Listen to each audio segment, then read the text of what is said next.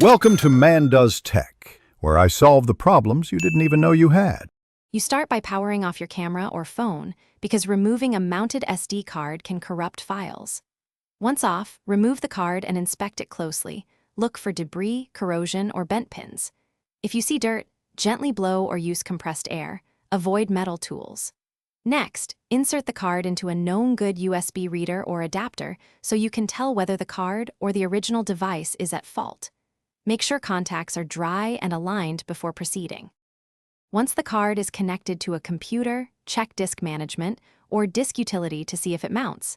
This tells you whether the system recognizes the partition.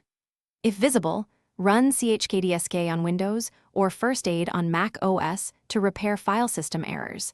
This often restores access.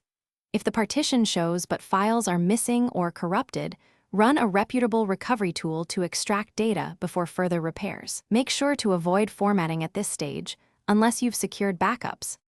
After you've recovered any needed files, back them up immediately, and then reformat the card to the file system your device requires.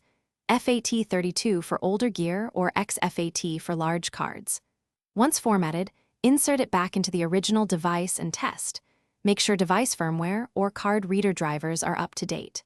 If the card remains slow or intermittently unreadable, the hardware is likely failing. Replace the card. Troubleshooting tip. If intermittent errors